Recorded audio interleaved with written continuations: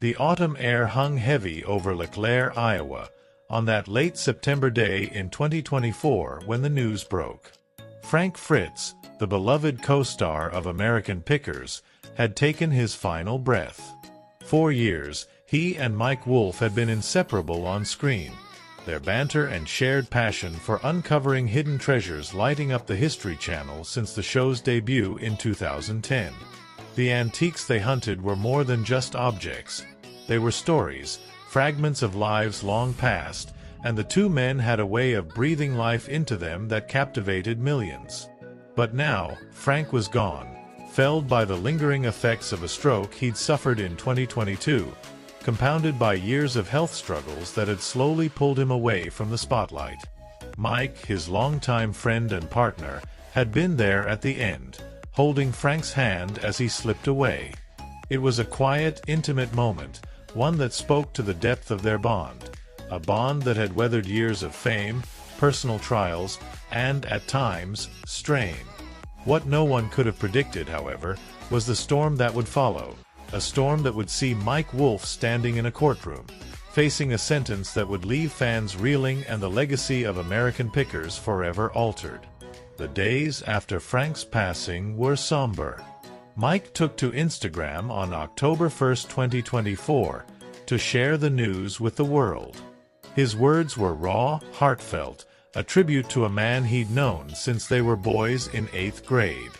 "I've known Frank for more than half my life," he wrote, "and what you've seen on TV has always been what I have seen, a dreamer who was just as sensitive as he was funny." The post was accompanied by a photo of the two of them, grinning in front of their iconic white van, arms slung around each other's shoulders. Fans flooded the comments with condolences, sharing memories of Frank's infectious laugh and his knack for spotting a rare motorcycle part in a pile of rust. For a moment, it seemed the world was united in grief, honoring the bearded charmer who'd left an indelible mark on reality television. Behind the scenes, though, things were unraveling. Mike had been by Frank's bedside in those final hours, a reconciliation that had come after years of distance. The two had drifted apart in 2021, when Frank stepped back from the show amid health issues, back surgery, Crohn's disease, and eventually the stroke that would change everything. Rumors of a feud had swirled, fueled by Frank's own words in a 2021 interview with The Sun, where he'd said he hadn't spoken to Mike in 2 years. "He didn't leave the show," Frank had insisted, a hint of bitterness in his tone. But by 2023, the ice had thawed. Mike visited Frank over Memorial Day weekend that year, their first meeting in nearly 3 years, and the two had patched things up. There were tears flowing on both sides, a friend later told People. They needed separation to appreciate each other. So when Mike was there at the end, it felt like closure, a quiet mending of a friendship that had meant so much to them both. But closure was fleeting. In the weeks that followed, whispers began to circulate, first on X, then in tabloids, and finally in hushed conversations among the tight-knit antiques community. Something had happened in those final days, something that cast a shadow over Frank's passing. By mid-October, the rumors had coalesced into a shocking headline. Mike Wolfe was being investigated in connection with Frank's death. The details were murky at first, a tangle of speculation and half-truths. Some said it was about money, others about a disagreement over Frank's estate. The most persistent theory, though, centered on the circumstances of Frank's final hours, specifically the care he'd received, or hadn't, in the lead-up to his death. Frank had been under a conservatorship since his stroke, his health too fragile for him to manage on his own. A guardian oversaw his day-to-day needs, while a conservator handled his finances, including the proceeds from his antique store, Frank Fritz Finds, in Savannah, Illinois, and his modest farmhouse in Davenport, Iowa. Estimates pegged his estate at around $6 million, a fortune built from years of picking and the fame that came with it. Mike, as Frank's closest friend and the one who'd been there at the end, was naturally drawn into the aftermath. He'd been helping Frank's family navigate the loss, answering questions about the antiques they found among his belongings, offering a steady hand as they grieved. But not everyone saw his involvement as benign. By November, the whispers had turned into a formal complaint. Frank's father, William Fritz, a quiet man living in Texas, filed a petition in Iowa court to contest his son's will. The document, dated October 2023, had been approved shortly after Frank's death, but William claimed it was invalid. He alleged that Frank, debilitated by his stroke and under the influence of others, hadn't been in a sound state to make such decisions. The will reportedly left much of Frank's estate to a trust, with portions designated for charity and close friends, including Mike. William's filing didn't name Mike directly, but the implication was clear. Someone had taken advantage of Frank in his weakened state. The courtroom became a battleground, with Frank's legacy hanging in the balance. As the legal proceedings unfolded, the narrative took a darker turn. In early December, authorities opened an investigation into Frank's death, prompted by an anonymous tip. The tipster claimed that Frank's medical care had been neglected in his final days, that medications hadn't been administered properly, and that his condition had worsened as a result. Because Mike had been present, and because he'd been vocal about being there for about an hour before he passed, his name surfaced in the inquiry. No one accused him of malice. Mike's devotion to Frank was unquestioned, but the question lingered. Had something gone wrong, intentionally or not, under his watch? The antiques world watched in stunned silence as the man who'd spent decades unearthing history found himself at the center of a modern-day drama. Mike, usually so composed, retreated from the public eye. His Instagram, once a steady stream of American pickers' updates and tributes to Frank, went quiet. In Leclerc, where his shop, Antique Archaeology, stood as a testament to his life's work, locals noticed a change. "He's been keeping to himself," one shopkeeper said. "You can tell it's weighing on him." The white van, a symbol of his adventures with Frank, sat parked behind the store, gathering dust. By January 2025, the investigation had yielded enough to bring charges, not of murder or anything so dramatic, but of negligence. Prosecutors argued that Mike, as someone present and aware of Frank's fragile state, had a duty to ensure his friend received proper care. They pointed to inconsistencies in the timeline of Frank's final hours, gaps in medical records, and testimony from a hospice worker who claimed Mike had dismissed concerns about Frank's breathing. It wasn't a clear-cut case. The evidence was circumstantial, the intent uncertain.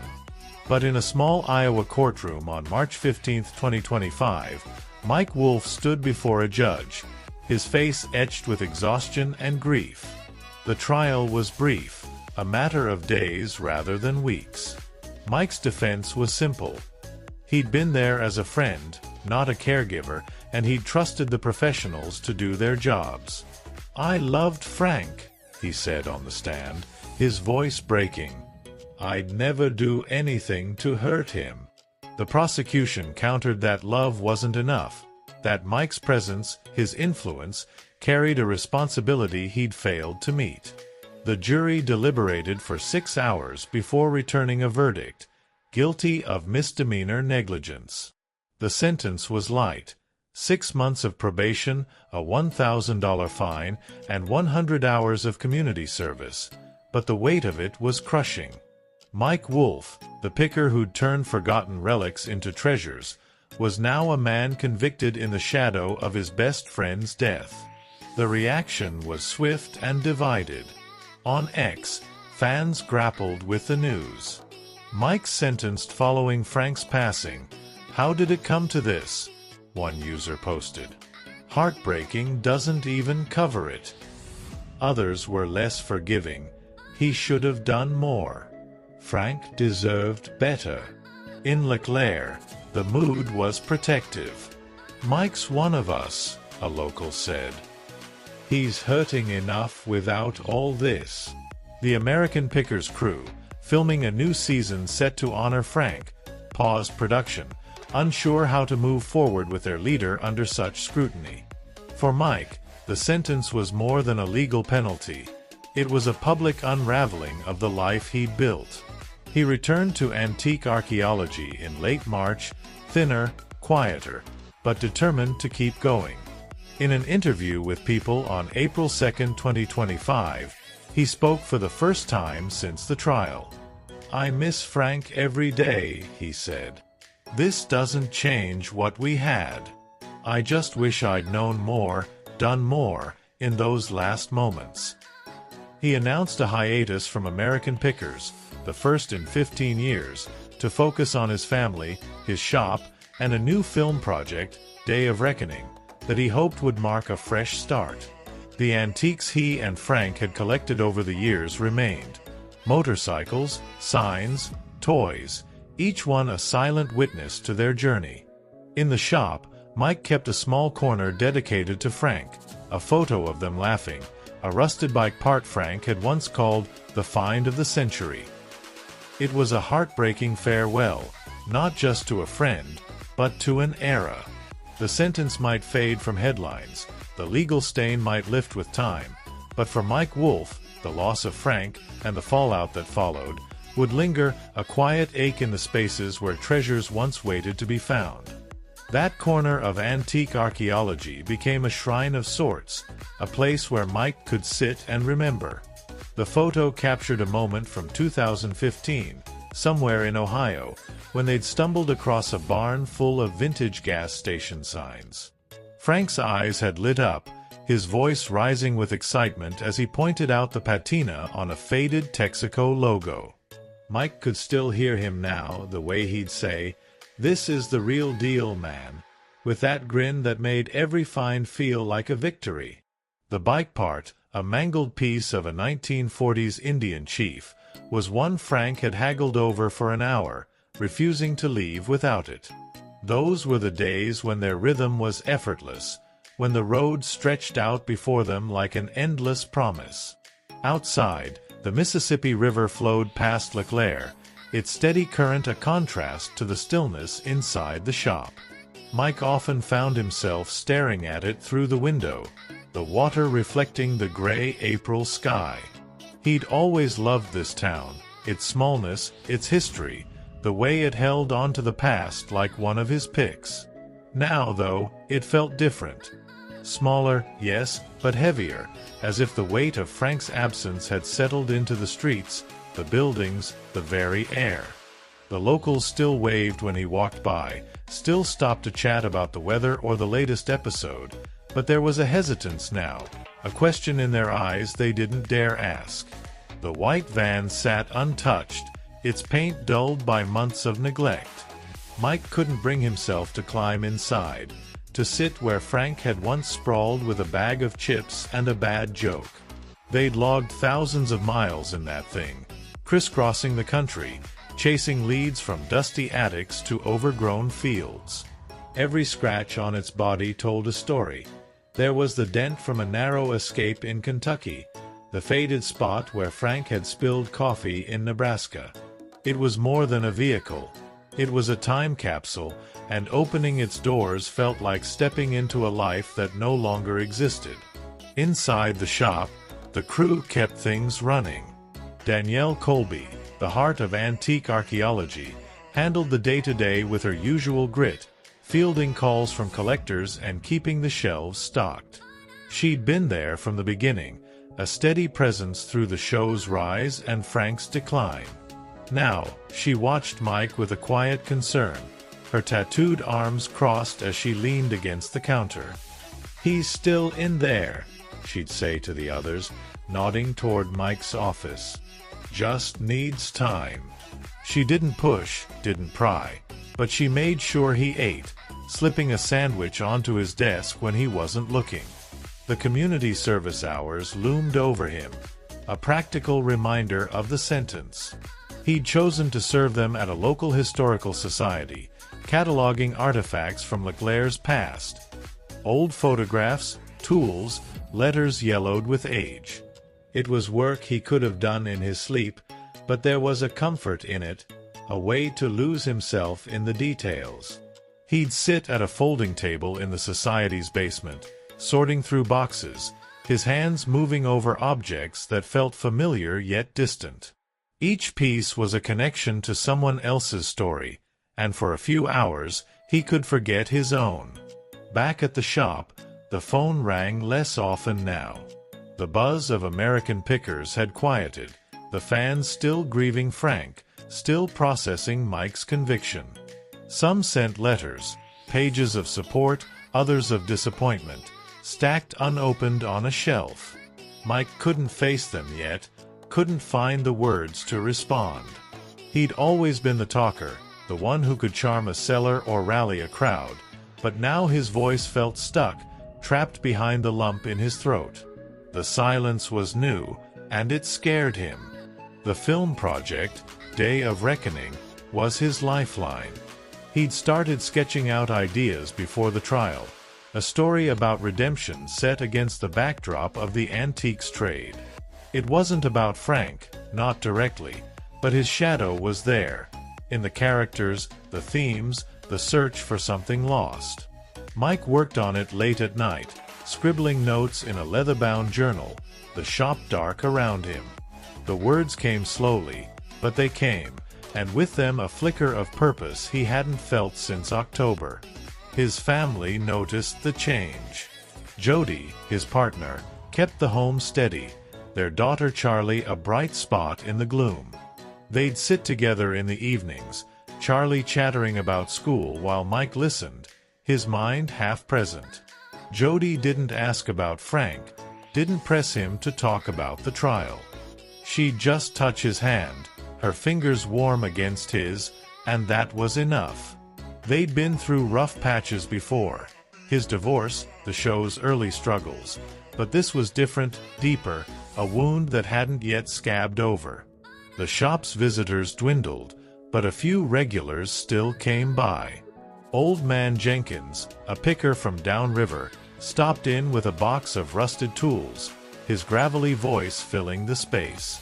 "Heard about your trouble," he said, setting the box on the counter. "Frank'd hate this mess." Mike nodded, managing a half-smile. Jenkins didn't linger, didn't preach, just left the tools and shuffled out. It was the kind of exchange Mike lived for. Brief, real, rooted in the world he and Frank had built.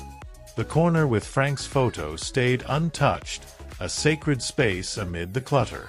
Mike dusted it himself, running a cloth over the frame, the bike part, keeping it pristine. He'd catch himself staring at it sometimes, lost in the memory of that Ohio barn, the way Frank had danced a little jig when they loaded the signs into the van.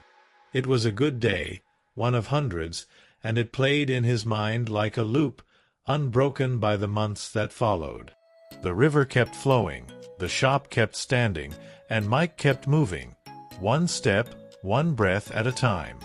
The probation officer checked in weekly, a formality that felt absurd against the backdrop of his life.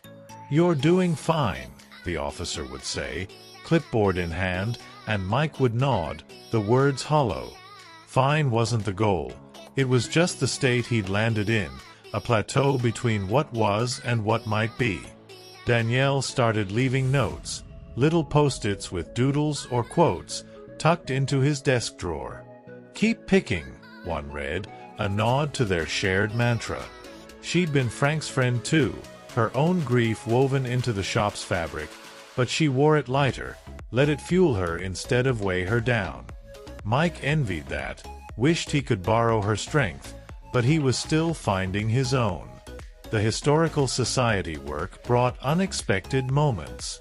A letter from 1893, written by a Leclerc farmer to his son, stopped him cold one afternoon. "Hold fast to what matters," it said, the ink faded but firm. Mike read it twice, then slipped it into his pocket, a talisman against the noise. He'd return it later, he told himself, but for now, it was his. The van's keys hung on a hook by the door, glinting in the afternoon light. Mike passed them every day, his fingers brushing the metal once, twice, before pulling back. Not yet, he thought. Not without Frank. The road was still there, the pick still waiting, but the thought of going alone, or with someone new, felt wrong, a betrayal he couldn't stomach. The film script grew, page by page, a story taking shape in the margins of his loss. He'd read lines aloud sometimes, testing them against the quiet, imagining Frank's voice chiming in with a quip. It was fiction, but it was true, a way to process what he couldn't say outright. The shop became his studio, the relics around him props in a narrative he was still writing. Charlie drew him a picture one night, a stick figure Mike and Frank, holding hands by the van. "So you won't forget," she said, her small voice serious. Mike taped it next to Frank's photo, the two images side by side, a bridge between past and present. He looked at it for a long time, the ache softening just a little. The river reflected the sunset that evening, a wash of orange and pink over the water. Mike stood outside, hands in his pockets, watching it fade. LeClaire hummed around him, a town carrying on, and he felt a stir of something. Gratitude, maybe, or resolve. Frank was gone, the sentence was real, but the life they'd built wasn't over. Inside, the shop waited, its shelves heavy with history. Mike locked the door, the click loud in the dusk, and turned toward home. The corner stayed lit, Frank's face smiling in the glow, a farewell that wasn't goodbye. Not yet, not ever. The walk back to his house was short, just a few blocks through LeClaire's quiet streets. The air was cool, carrying the faint scent of the river, and Mike pulled his jacket tighter. Streetlights flickered on, casting long shadows that stretched behind him like echoes of the day. He passed the old hardware store, its windows dark, and the cafe where he and Frank used to grab coffee before a long drive. The town felt smaller without Frank's laugh bouncing off the brick walls, but it was still home, still the place where their story had taken root. At home, Jody was in the kitchen, the clatter of dishes a soft rhythm against the silence. Charlie sat at the table, coloring a picture of a dog, her crayons scattered like tiny treasures. "Hey, kiddo," Mike said, ruffling her hair as he dropped his keys on the counter. She looked up, grinning, and held out the drawing. "It's for the shop," she said, and he saw the van in the background, a splash of white amid the green. He smiled, a real one this time, and promised to hang it up tomorrow. Jody glanced over, her eyes soft but searching. "Long day?" she asked, wiping her hands on a towel. Mike nodded, leaning against the counter. "Yeah, just thinking." She didn't push, just handed him a glass of water and let the moment settle. They'd always had that understanding, a quiet way of being together that didn't need words. He took a sip, the cold grounding him, and watched her move back to the stove. The house smelled of pasta, a simple comfort after months of chaos. Mike sat with Charlie, picking up a crayon to add a line to her drawing, a road stretching out from the van, winding into the distance. She giggled, approving, and for a minute he was just a dad, not a man under probation, not a picker mourning his partner. The normalcy of it was a balm, a reminder that life hadn't stopped, even if parts of it felt frozen. Outside, the night deepened, stars pricking through the sky above LeClaire. Mike stepped onto the porch after dinner, the boards creaking under his boots. He could see the river from here, a dark ribbon cutting through the town, its surface catching the faint glow of the moon. He'd always found peace in that view, a constant in a world that kept shifting. Now, it was a mirror to his thoughts, steady, but hiding depths he couldn't quite reach. Back inside, Charlie was yawning, her energy fading as bedtime loomed. Jody scooped her up, promising a story, and Mike followed them upstairs. He leaned in the doorway of Charlie's room, listening as Jody read about a dragon and a knight, her voice warm and steady. Charlie's eyes fluttered shut halfway through, and Mike felt a pang.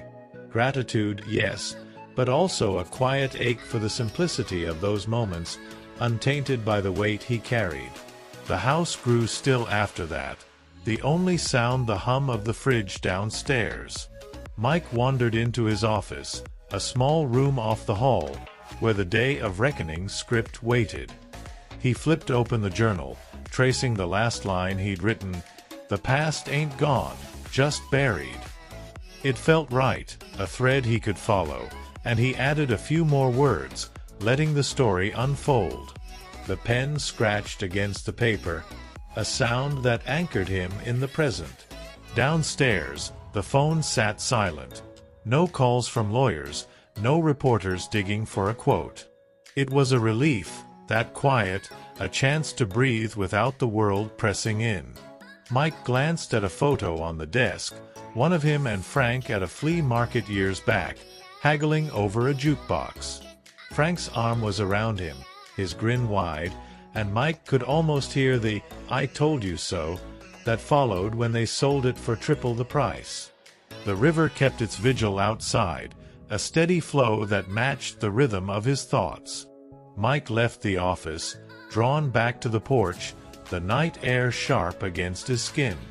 He sat on the steps, hands clasped, and let his mind drift, to the shop, to Frank, to the life they'd carved out of rust and relics.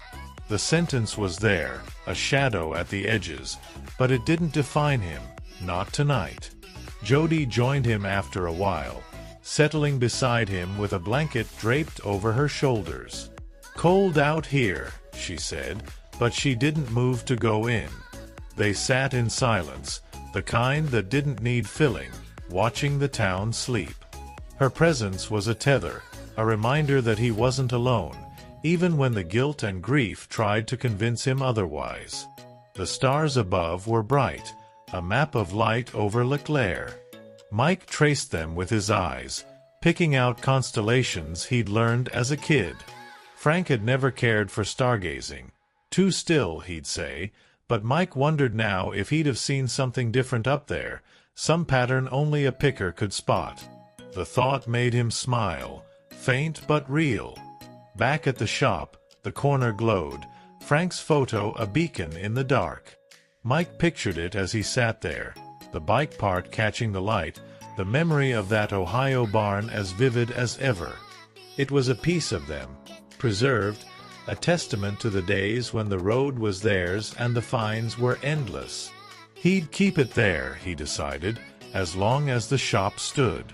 The porch steps creaked as he shifted, the wood worn smooth by years of use. Jody leaned against him, her warmth seeping through his jacket, and he felt the tension ease, just a little.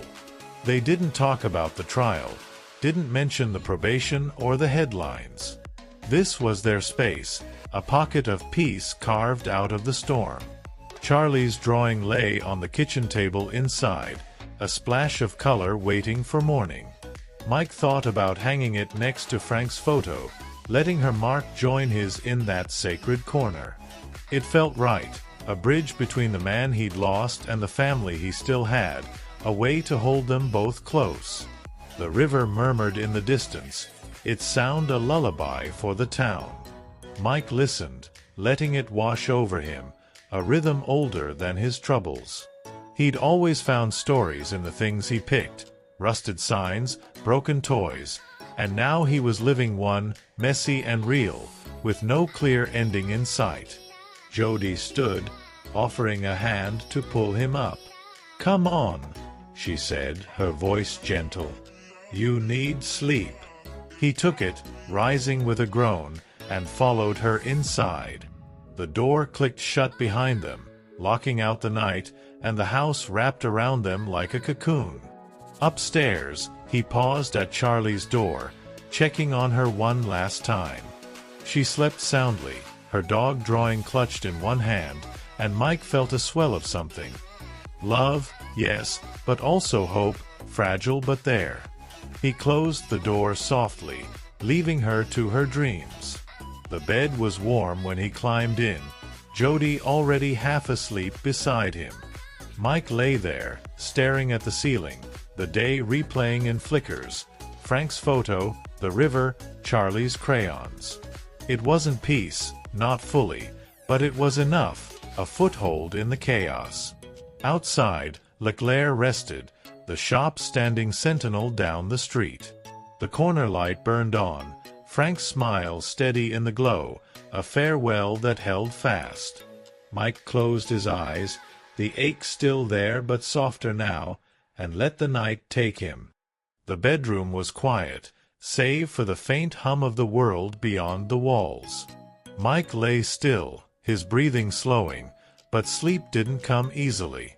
His mind lingered on that corner light, on the way it cast shadows across the shop's worn floor.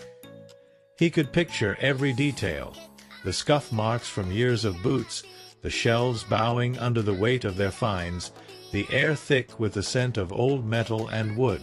It was a space he knew better than his own skin, and Frank was woven into every inch of it. Jody shifted beside him, her arm brushing his, a small anchor in the dark. He turned his head, watching the rise and fall of her chest, the familiar lines of her face softened by sleep. She'd been his rock through this, steady when he couldn't be, and he wondered, not for the first time, how she carried it all so quietly. He reached out, resting a hand on hers, and she stirred just enough to squeeze back before drifting off again. Downstairs, the house settled, its creaks and groans a language Mike had learned over the years. The fridge clicked on, a low drone that blended with the river's distant murmur. He listened, letting the sounds pull him away from the shop, from the weight of Frank's absence. It was a trick he'd used as a kid, focusing on the ordinary to quiet the noise in his head, and it worked now, if only a little. The Day of Reckoning journal sat on the nightstand, its leather cover catching a sliver of moonlight. Mike glanced at it, the words he'd written earlier echoing in his mind. The past ain't gone, just buried. He'd meant it for the script, but it felt personal now, a truth he was still digging for. Frank was buried, literally, in that small cemetery outside Davenport, but he wasn't gone, not really. He was in the shop, in the van, in the stories Mike couldn't stop telling himself. The ceiling stared back at him, a blank canvas for his thoughts. He traced the cracks in the plaster, faint lines he'd never bothered to fix, and saw Frank's face there for a moment, laughing, teasing him about some overpriced sign they'd passed up. "You're too soft, Wolfe," Frank would say, and Mike would fire back, "and you're too cheap." It was their dance, a push and pull that had kept them going for decades, and now the silence where Frank's voice should be was deafening. Charlie's room was just down the hall, her soft snores a faint thread through the walls. Mike thought of her drawing, the stick figure van, and felt a tug at his chest. She'd never know Frank the way he had, the rough edges, the quick wit, the heart that hid behind the beard, but she'd know him through Mike, through the stories he'd passed down. It was a promise he made to himself then, lying there in the dark, to keep Frank alive for her. The river kept its rhythm outside, a pulse that matched the town's heartbeat. Mike had always loved that sound, the way it tied Leclerc to something bigger, something timeless. He'd stood on its banks with Frank more times than he could count, tossing stones, talking about nothing and everything. Once, Frank had said, "This river's seen more than we ever will," and Mike had laughed, calling him a poet. Now, he wondered if Frank had been right. The bed creaked as he shifted, propping himself on an elbow to look out the window. The town lay still, a patchwork of rooftops under the stars, and he could just make out the shop's silhouette in the distance. That corner light glowed like a star of its own, a beacon he couldn't ignore. He imagined Frank there, leaning against the counter, cracking a joke about the mess Mike had made of things, and the thought brought a faint smile. Jody murmured something in her sleep, a wordless sound that pulled him back. He lay down again, closer this time, letting her warmth seep into him. She'd stood by him through the trial, through the headlines, through the nights he couldn't speak, and he felt a gratitude so deep it hurt. He pressed a kiss to her shoulder, soft enough not to wake her, and closed his eyes. The shop waited down the street, its relics frozen in time. Mike could name every piece in that corner, the bike parts curve, the photos' worn edges, and each one held a memory. There was the day they'd found that Indian chief part, Frank haggling with a farmer who wouldn't budge, until Mike stepped in with a grin and a story that sealed the deal. It was teamwork, unspoken but perfect, and it was gone now, a relic of its own. The night stretched on, the house a cocoon around them. Mike's mind drifted to the historical society, to that letter he'd slipped into his pocket. "Hold fast to what matters," it had said, and he turned the words over, testing their weight. What mattered now? The shop, his family, the pieces of Frank he could still hold on to. Those were the threads he clung to, the ones that kept him from unraveling. The van's keys flashed in his memory, hanging by the shop door. He saw them every day, felt their pull, but couldn't touch them. Not yet. The road was Frank's domain as much as his, and driving it alone felt like leaving him behind. Maybe someday, he thought, but for now, the van stayed where it was, a monument to their miles. Charlie's drawing lingered in his thoughts, a bright spot in the gloom. He'd hang it tomorrow, he decided, right next to Frank's photo, a new piece for the corner, a mark of the present beside the past. It was small, but it mattered, a way to weave his daughter into the story he and Frank had written. The river's sound grew fainter, muffled by the walls, but Mike felt it still, a steady undercurrent to his restless mind. He'd spent his life chasing history, pulling it from barns and basements, and now he was part of it, a chapter he hadn't planned, etched in loss and consequence. The sentence was there, the probation a quiet hum, but it wasn't the whole story. Jody's breathing was a metronome, slow and even, and Mike matched it, letting it guide him down. He thought of the shop again, of Danielle's post-its, of the tools old man Jenkins had left. They were lifelines, each one, tethering him to the world he'd built with Frank, a world that hadn't ended, just changed. The stars outside held their places, a silent watch over Leclerc. Mike saw them through the window, a glimpse of infinity, and wondered what Frank would have said about them now. Something gruff, probably, like, "Quit staring and get some sleep," and Mike chuckled softly, the sound swallowed by the dark. The bed was warm, the house still, and Mike felt the edges of sleep creeping in. He held onto that corner light in his mind, Frank's smile a fixed point, and let it carry him. The ache was there, softer but steady, a companion he'd learned to live with. Downstairs, Charlie's crayons lay scattered, a burst of color waiting for morning. Mike pictured her waking up, bounding into the kitchen, and knew he'd be there. Tired, maybe, but present. It was enough for now, a step toward whatever came next.